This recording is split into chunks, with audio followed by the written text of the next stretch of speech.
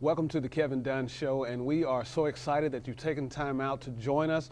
As always, we have a special guest on the show today. We're at the Auburn Arena with Rod Bramblett, who is the lead announcer for Auburn University Sports on the IMG Network. When we come back from the commercial break, we're going to be talking with Rod and checking to see how he got started, and we're going to be talking about some of his achievements and accomplishments while being the lead announcer here at Auburn University. Do you want to reduce stubborn pockets of fat without surgery, pain, or downtime in just 20 minutes? iLipo uses advanced non-surgical laser technology to shrink fat cells, delivering immediate results in a safe, clinically proven 20-minute treatment. I've lost 2 inches in just 20 minutes. It's amazing. What I like most about the iLipo laser is that it's both safe and effective. iLipo is the only on-skin laser FDA cleared for fat reduction. Contact your aesthetic provider or premier OBGYN and ask for the iLipo. Visit your local iLipo provider, Back to Life Chiropractic Center on Lafayette Parkway in front of the mall in LaGrange. At Charter Bank, you get totally free checking with online statements. You betcha. Free mobile banking, free online banking, free online bill pay, free debit card, even a new account gift. Free. At Charter Bank, we're here to wow you. And totally free checking is just the beginning. Come see us or open online at charterbank.net. Like us on Facebook, follow us on Twitter. Member FDIC, Equal Housing Lender. Life in the country is a conscious choice. And with that choice comes hard work, attention to detail, and investing in the right tools to keep your home or farm at its best. So why choose anything but the very best zero turns on the market today? Exmark.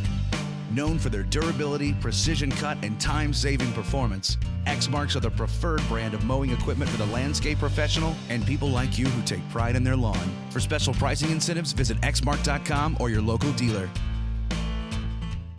Welcome back to the Kevin Dunn Show. And Rod, how are you doing today, man? Doing great. How are you doing, Kevin? Doing great. I am so excited that I reached out to you in October when you were just famous. And then another couple of months you reach star status, but I'm glad I reached out to you when you were famous, and now you are a star. Welcome to the Kevin Dunn Show. I don't know about that, Kevin, but let me tell you, it has been an incredible year, and you know, for me, I'm able to do a job that I just absolutely love, and you know, this season in football was just phenomenal. One of the most rewarding, I think, not only for obviously me professionally, but for Auburn fans, just to watch this program bounce back. But I appreciate you reaching out, and you know, the schedule is kind of hectic, but we finally carved out a little time here. Exactly. What were some of your aspirations early on in life? You know, that's a great question, because while I think I'm doing what I was always meant to do when I was young growing up in the Valley, I just didn't know, you know, I guess I didn't know how to get there. You know, I can think back and you do this once you're kind of in your career and you're moving forward. You look back and you think about, well, how did I get here? How you know, and I think, you know, I remember living in that old mill house above Langdale Mill with my grandparents. Listening to the radio at night, listening to Larry Munson, listening to Ernie Johnson and Skip Carey do the Braves, and listening to Jim Fife and others, laying in bed listening to on the radio and thinking, boy, that would be so cool to do one day. But I never ever imagined, because I was never good at sports. I was too small to do much of anything other than maybe play golf and a little bit of basketball. I just never thought that it would ever work out, even though I loved doing it. So I think as a youngster, I always knew this would be something that I'd like to try, but I never quite knew how to go about doing it. You know, and when I got into college, I kind of just thought, you know, my mom's a teacher, Right, principal. right. I figured, you know what, probably end up doing that, maybe do a little radio on the side. And when I got to Auburn, I started working in radio in 1985. And from there, just kind of put myself in a position, right place, right time, and hard work and all that stuff. Right. And got to a point to where I got an opportunity to do some play-by-play. And That's once great. I did it, Kevin, I was awful at it. But once I did it, I knew I wanted to get better, and that's what I wanted to do. That's incredible. Now, you graduated Valley High School, and actually I went to Valley too. When I used to see you, you appeared to be very quiet at the time. And when I first found out that you were actually a radio broadcaster, I mean, it floored me. How did you come out of that shell, or were you not that quiet? No, you nailed it. I mean, I was shy, I was quiet,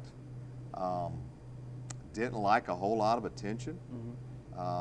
You know, a little bit awkward, I guess. And like I said, love sports, but never very good at sports.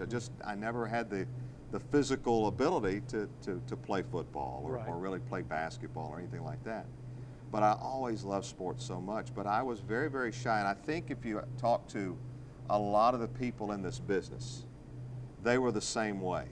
And radio, that's why all this TV stuff to me is still a little new, and I'm still a little awkward with it. But with radio, it was a chance to come out of your shell, but nobody saw you. You know what I'm saying? Right, right. Nobody really saw you.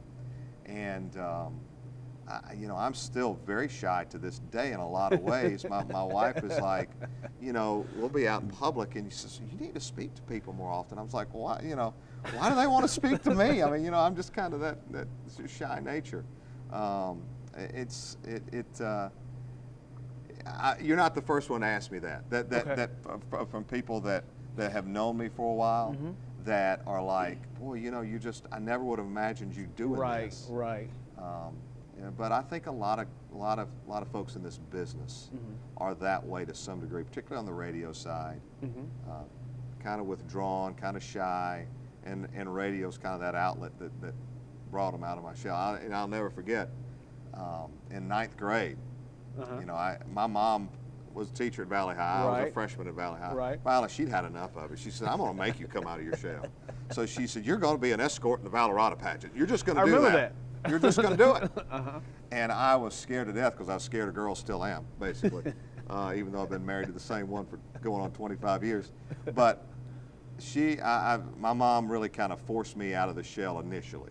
Now, that's not to say I wasn't shy still, but she kind of made me get involved in some extracurricular activities. And then I said, finally, when I got into college, I kind of jumped in head first and was a DJ on the weekends at WZZZ. ZZZ. And WCJM. Okay, I remember that. So those things kind of helped me come out of my shell a little bit. You mentioned some greats that you used to listen to. Who or what has influenced you the most to where you are today? You know, that's a good question. You know, I listen, like I said, I listened a lot growing up to Larry Munson. I grew up a Georgia fan. I was very close to an uncle that went to Georgia. So I grew up a Georgia fan in the 70s and very early 80s. So I listened a lot to Larry Munson. Where I grew up, you could pick up the Georgia radio broadcast, obviously. And I listened to his passion. Yes, he had that. I mean, just to the, if you are an up-and-coming announcer, he's probably not the one you want to listen to if you're trying to be technically correct. Because he does a lot of we and a lot of us and that type of thing. But I always just loved his passion because at that time I had the same passion for Georgia football in particular. And so I draw a lot off of him, hopefully without going too overboard. I don't do the we and the us. That part I know I don't do. All right. And then I always grew up listening to the Braves with my grandfather. And listening to the Braves, you listen to Ernie Johnson and Skip Carey and Pete Van Wieren. And I think those two broadcast groups or broadcasters, or those two broadcasts I listen to, there was a kind of a balance in between that I've tried to strike, because those guys weren't like a Larry Munson. Exactly. But you knew that they cared about what they were doing. And they were, on the professional technical side, so dead on with what they did. I think I draw a lot from those guys. And then, of course, Jim Fife, who I worked with, listened to, Right. worked with, took over from when he passed away. Kevin, I think, I learned a lot of do's and don'ts from Jim. Right. And, that was one of those cases where I was getting to work with someone that I listened to. Exactly.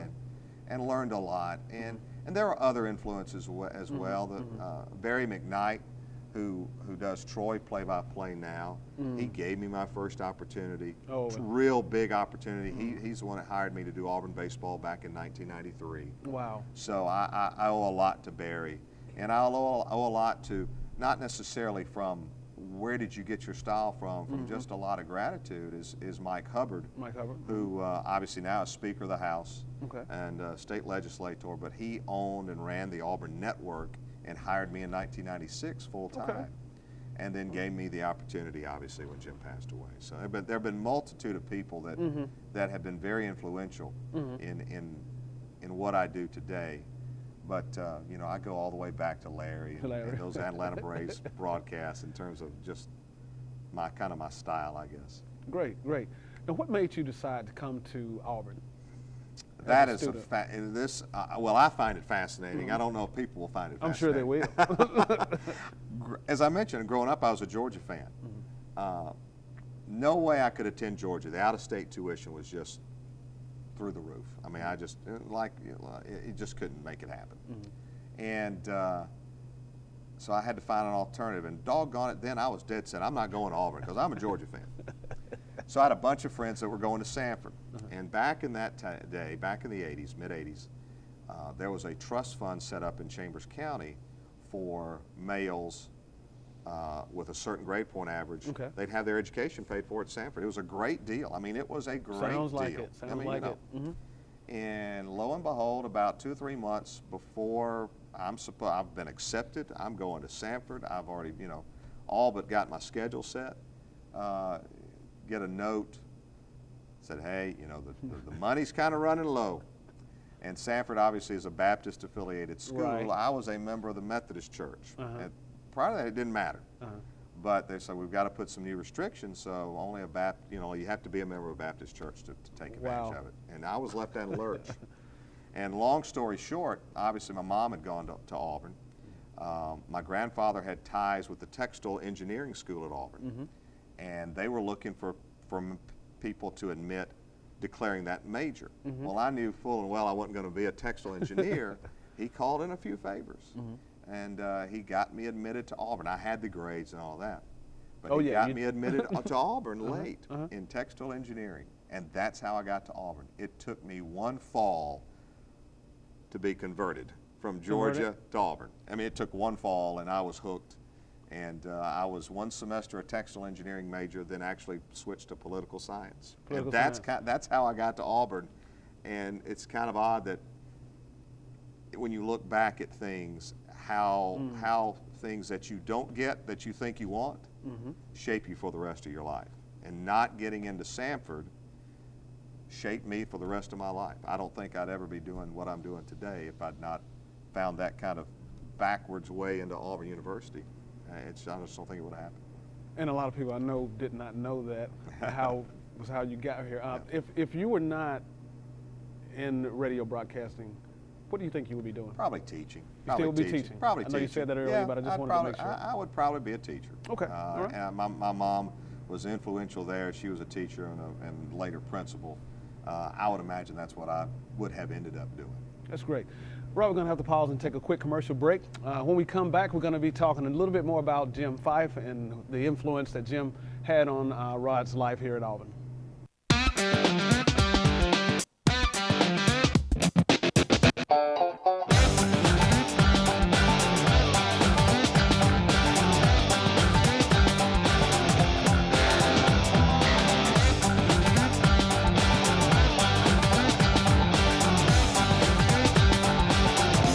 Trailers, Jewelry and Pawn, 504 Greenville Street, serving LaGrange for 42 years.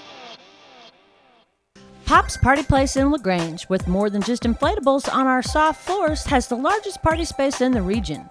Of course, Pop's specialty is our giant party playroom, especially equipped for you and your child to make great birthday memories. School classes and teams celebrate with us too. Does your group need to raise money? Call about our Spirit Days. Now open weekdays for discounted parties and open play. The star in your family has a place at Pop's. Check out the new club room for teens and adults. Perfect for the Sweet 16, turning 13, and the Big 4-0. Call for a tour today and find us on Facebook, Pop's Party Place, where kids can be kids. Maximum Tax Professionals in West Point has an expert staff that will meet all your tax preparation needs. Maximum Tax Professionals would love to prepare your taxes. Their ultimate goal is to maximize your return with you receiving your refund usually within 7 days. They offer free estimates, W-2 Express, notary services, and all military, self-employed, and walk-ins are welcome. You can even earn cash on referrals. And don't forget to ask them about Audit Plus Protection. If you would like your return maximized, visit Maximum Tax Professionals in West Point. Welcome back to the Kevin Dunn Show. Rod, we're going to ask you, in 1998, you took over for Jim Fife doing the Tiger Walk. Tiger Talk, yeah. Tiger Talk, Yeah. Tiger Talk. What was that transition like to take over a legend? You know, for that show, Jim had, I'd worked with Jim closely for about 2 years, and he was wanting to kind of back away a little bit, not have to drive over from Montgomery on Thursday nights and do the show. So that part, that I was a little nervous, obviously, because I didn't think interviewing was my strength. I thought play-by-play was my strength, but now I'm kind of thrust into a situation where I'm having to talk to coaches every week, ask them questions, sometimes tough questions when things aren't going well. So that part made me a little nervous because Jim was so good at that. Yes. At that point in time, I didn't view it as taking over for Jim. I just viewed it as, here's an opportunity. Jim's gracious enough, he doesn't want to do this week to week, because you still had Jim there on Saturdays doing football, doing basketball. But there were some nerves there just because I was kind of entering a realm where I didn't feel like it was my real strength. But Jim helped me through that, with some advice and that type of thing. I was just excited for the opportunity. I had filled in for him several times before when there had been conflicts on Tiger Talk.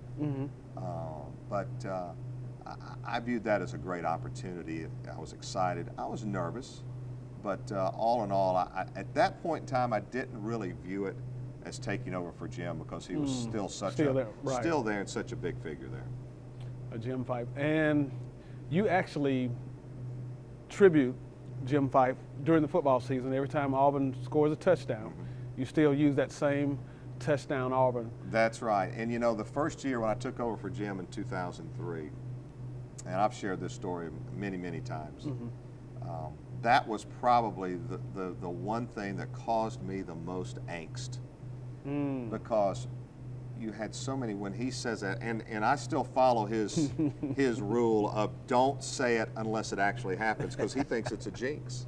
He always thought it was a jinx, rather. And I was one to kind of, that's not, no way. Well, when he passed away, the first game over here at Jordan-Hare Stadium, which we can see on the other side of the cameras, one side of the stadium said touchdown, the other side of the stadium said the other thing, as a tribute. Auburn didn't score a touchdown for 2 whole games. They didn't score a touchdown. So I thought, wow, he was right. That is a jinx. It's a jinx. So from that point on, I never say it unless it actually happens on the field. But back to that story, I have a manila folder that thick of emails from fans congratulating me on getting the job, wishing me the best. But the vast majority either were offering advice or wanted to know what are you going to say when Auburn scores a touchdown. And it ranged from you still got to say it every single time to know that was Jim, you got to come up with your own thing. Wow.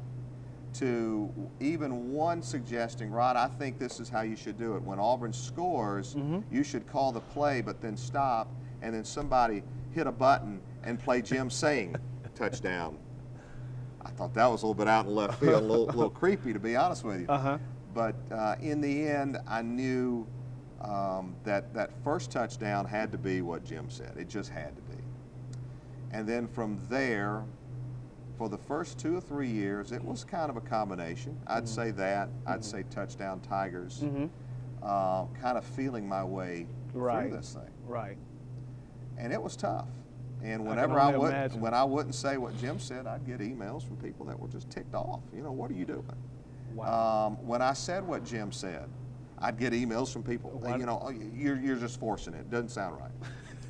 So over time, Kevin, it was a combination, but it has transitioned into, because at a certain point, I said to myself, you know what?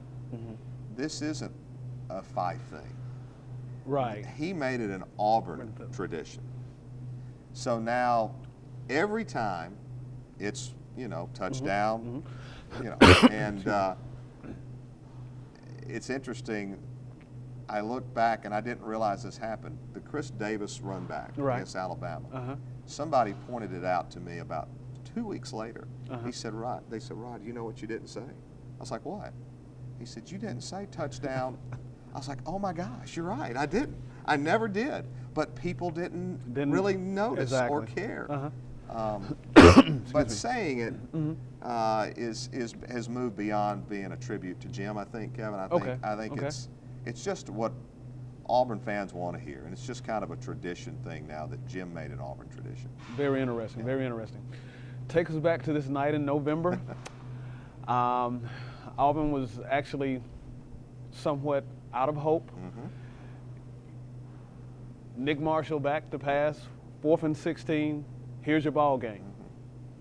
After you said that, do you remember what your thoughts were? You know, it's that particular game is completely different for the Alabama game, but for that Georgia game, it was. I mean, and you could hear it in my voice. It was just, this is just desperation. This thing is over. It's desperation. It is, and even when it was tipped up, I remember that on that night, I remembered everything I said up until it was tipped and caught.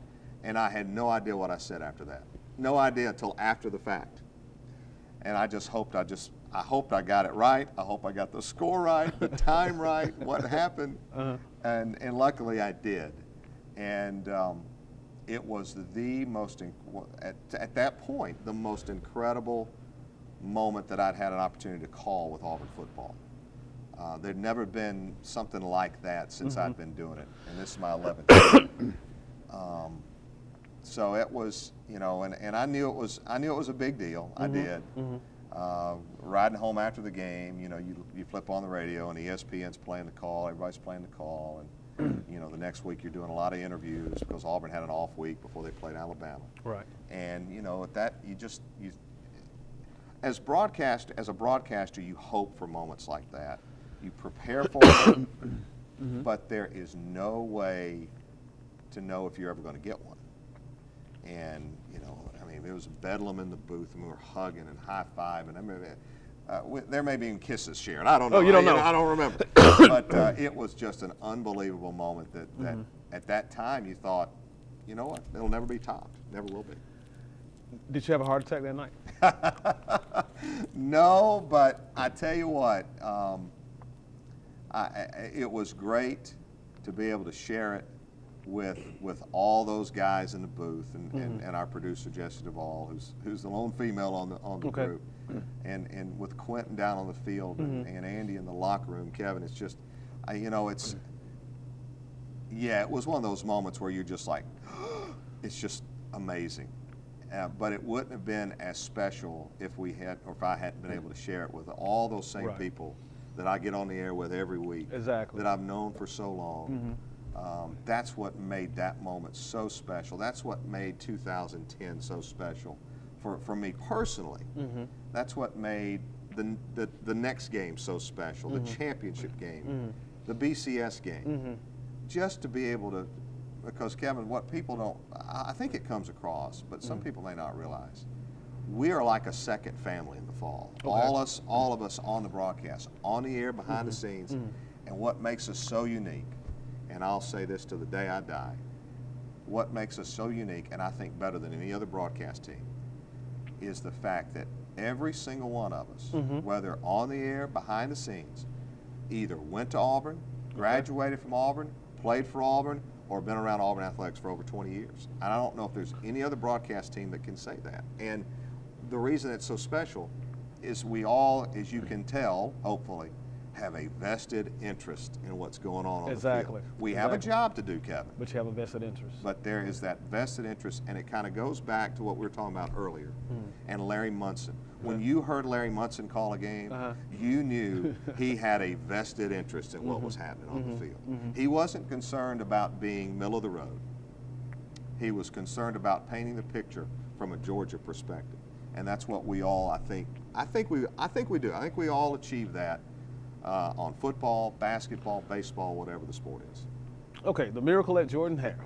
Now, you actually compared the Alabama victory, the victory over Alabama with the 1986 Jack Nicklaus Masters Championship.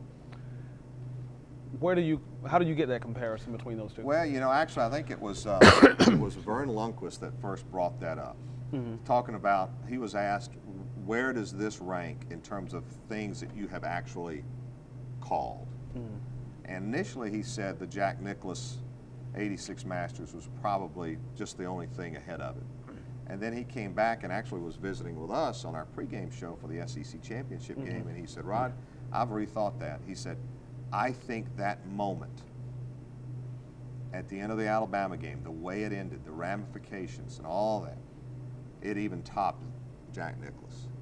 And I think the reason why is you look at it, and first of all, unlike the Georgia finish, which was just kaboom, out of the blue, miracle, tip, oh my gosh, this play you just never see.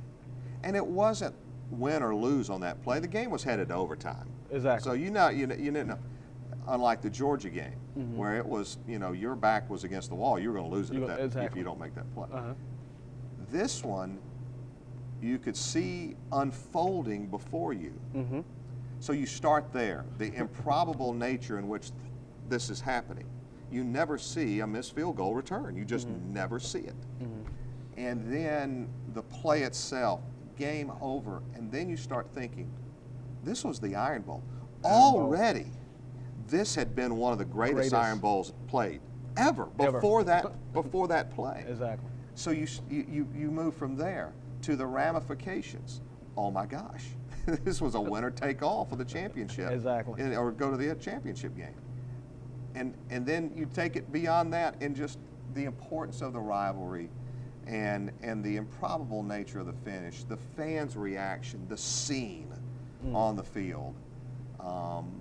The fact that Auburn had just won a game 2 weeks before in such improbable fashion, I think just captured the nation's heart and imagination. And I think that's probably why it will go down, if not as the greatest finish in college football or college athletics. Certainly there can't be many ahead of it. Well, Rod, thank you so much for taking the time out.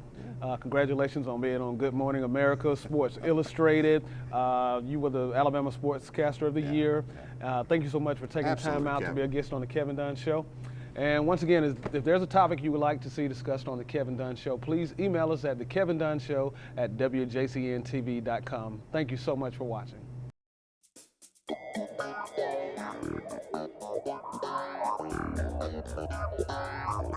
Yeah.